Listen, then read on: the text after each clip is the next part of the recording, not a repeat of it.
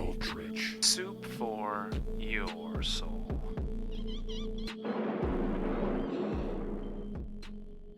Welcome to Eldritch Soup for your soul, and this will be our first episode of Eldritch Soup Talks, where we nerd out over everything Lovecraftian horror.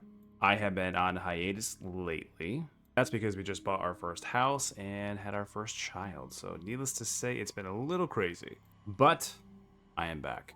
Sad to say that it's been a couple months since I dropped my first narration, which was H.P. Lovecraft's Cool Air, which I will leave a link in the bio and as well as the end of the video, so definitely go check it out. But this is the story that really solidified my love for the genre. But let's talk about some facts about the story before we dive in. The story was first written by Howard Phillips Lovecraft in March of 1926, but it wouldn't be published until 2 years later in the Tales of Magic and Mystery. It is one of the stories that Lovecraft wrote while in New York. And if you don't know, Lovecraft absolutely hated being in New York. He could not be away from his precious Providence. In the text and how he describes the city, the buildings, it's all contempt. Now, this is something that I did not know, but the specific building was actually based on a real building. His friend George Kirk lived in a townhouse on 317 West 14th Street. Dislike for cool air was from Lovecraft himself, who had a sensitivity to the cold, and the main character's heart condition was based on another friend by Frank Long, who had a heart attack while attending New York University. Now, like I said, this story is really what solidified my love of Lovecraftian horror. That's because one of the main inspirations for the story, in my opinion, is The Facts in the Case of M. Valdemar by Edgar Allan Poe. Put the stories side by side, and they are very similar, almost too similar. However, years later, Lovecraft himself would state that the story was actually inspired by Arthur Machen, specifically the novel of White Powder. This is a story that I have not read personally yet, but I will be putting on my TBR. In Poe's story, it focuses around a narrator who hypnotizes a man upon his deathbed. This puts the man in a state of suspended animation where he's neither living or dead. Now, to prove this beyond any reasonable doubt, the narrator is accompanied by a bunch of physicians who are monitoring his health status the entire time and can confirm that he's not really living nor dead. This goes on for a couple of months until the narrator does try to reawaken Valdemar, and it does not go to plan. In these waking attempts, Valdemar begs the narrator to either wake him quickly or to just put him back to sleep. It is until he starts screaming the word dead, dead. Narrator is successful in reawakening Valdemar, however, he immediately and rapidly decays. Now, Cool Air basically follows the same trajectory. An unnamed narrator living in an apartment in New York. He's only really aware of Dr. Munoz upstairs when some ammonia leaks into his downstairs apartment. Dr. Munoz uses this ammonia cooling system, which is basically air conditioning. They didn't have air conditioning back then, but it was ridiculously expensive, so no one had it. The narrator only meets Dr. Munoz when he has a heart attack, and the doctor basically saves his life. When in the apartment, the narrator does narrate how cold it is, and it says specifically 56 degrees. Now, if you think about that, that's really cold. This wouldn't be a modern day air conditioner where it's trying to equalize the room in any way. It would just be pumping out cold air. So to be in a room where you basically have a machine pumping 50-degree air at you would be freezing. Compared to what you would keep an air conditioner at would be somewhere between 66 and 70 degrees. Dr. Munoz says he's the fiercest enemy of death, which obviously reassures the narrator, but is a huge red flag and foreshadowing for what's to come. Dr. Munoz says he does have a medical condition which forces him to be in a room that's this cold, which is, again, a red flag. Any colder, and we're talking about morgue status. Hint, hint, nudge, nudge. However, over time, the condition seems to worsen. The doctor's behavior becomes more and more erratic, and then the apartment continues to get colder and colder, to the point where it's in the 40s. That is until one night where the engine to the cooling machine breaks down, and then all hell breaks loose. The narrator makes a desperate attempt to find anyone that can fix the machine, however, it's discovered that the machine can't be fixed till tomorrow morning. This causes the doctor to completely snap. He demands that any and all ice can be found and brought to the apartment and put in the tub in the bathroom, which everyone complies with. It is during one of the deliveries of ice from someone else in the apartment that we get this lovely cover art from. During one of the deliveries from someone else in the apartment, when they see Dr. Munoz's face, they turn and run out of the building screaming. They appear to have a mental breakdown and then refuse to enter the apartment at all. After this instance, Dr. Munoz then comes out with his face fully bandaged. And as his condition worsens, people report that more and more of Dr. Munoz is being bandaged as time goes on. During the last and final delivery of ice, or when there's no more ice to be had, the narrator re-enters Dr. Munoz's apartment. There's blood and tissue and viscera just smeared everywhere. And there's a trail that leads to the couch where we see the decomposing remains of Dr. Munoz. Dr. Munoz was able to write one final letter to the narrator, where Dr. Munoz confesses to the narrator that he had actually died 18 years ago. So like I said before, if you take Veldemar and you put it side by side for Cool Air, they are very similar. In both stories, death is trying to be avoided, and in some ways they are successful. However, it does come back to haunt them in both stories. The narrator tries to reawaken Veldemar, he quickly decomposes into what he should have been, aka someone who has died months ago.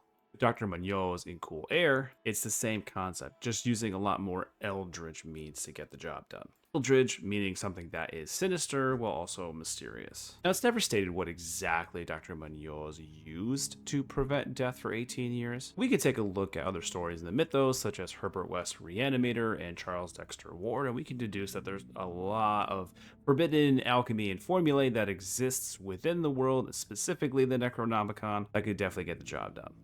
This was my second Lovecraft story that I've read. The first being At the Mountains of Madness. Me and my friend really want to get into Lovecraft, and it's the most popular story, so we just go face first. And we learned the hard way that longer stories and novellas are Lovecraft's weakness. Because when I first read that story, especially that long first half, I was like, oh my god, what did we get into? Getting used to Lovecraft's writing style was definitely a steep learning curve.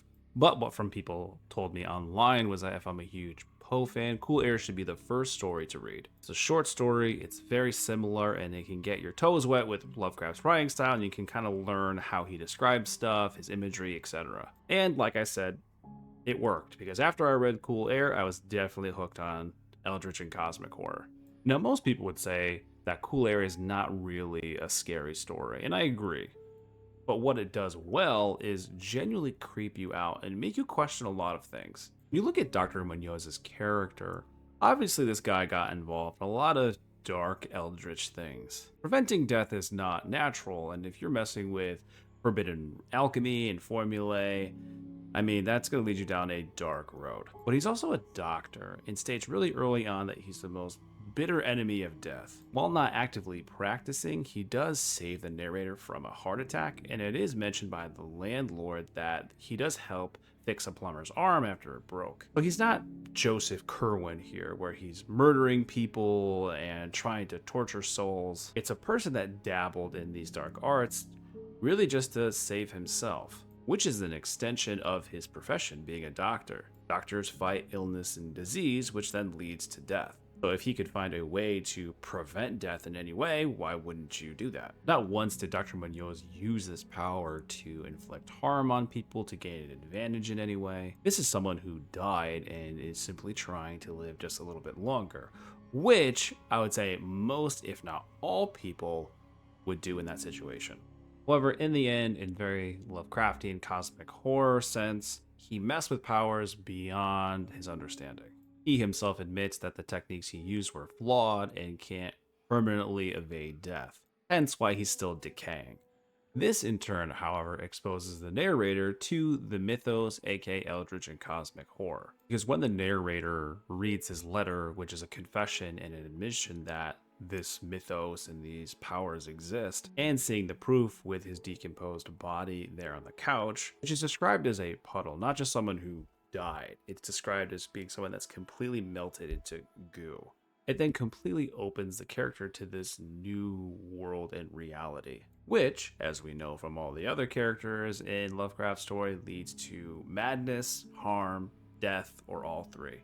So in the end, that's like the bittersweet takeaway of the story. Dr. Munoz may not be a bad guy, he messed with a lot of dark things. This then opens the door to others being exposed to this world who may not fare as best as he did. Because when we look at the overall mental state of Dr. Munoz, he really doesn't start losing his mind until the refrigeration machine breaks. Because the Dr. Munoz we meet at the beginning of the story is very calm, cool, and collected. This is in contrast to other characters we see in the mythos who can even just dip their toes in for a single second and kiss their sanity goodbye.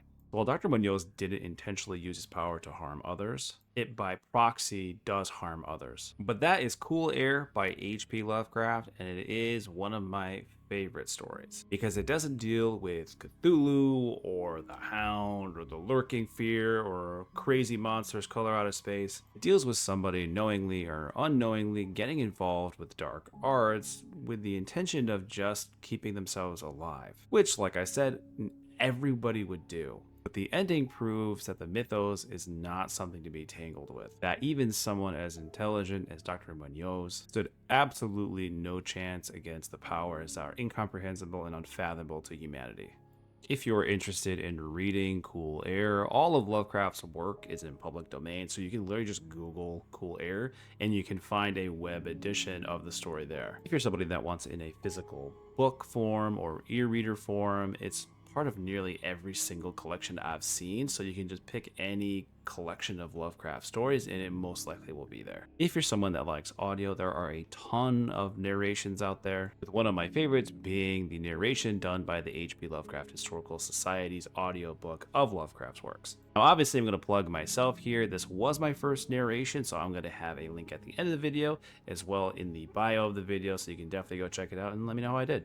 I am going to continue doing narrations, and the next one will be the music of Eric Zahn. After that, we'll see. If you are listening on Spotify, definitely subscribe for more content. I am officially back. I'm going to maintain my schedule, hopefully a video/podcast every 2 weeks. By the time this recording comes out, I'm going to have split the Spotify into 2 categories because I want to keep these podcast episodes, which I'm calling Eldritch Soup Talks, kind of away from the narrations, just so it's more organized and easier to find. If you're watching this on YouTube, obviously link, comment, and subscribe because that will greatly help the channel. That is it for now, my cultists, but I have a lot of good content in the pipeline soon to come, so stay tuned.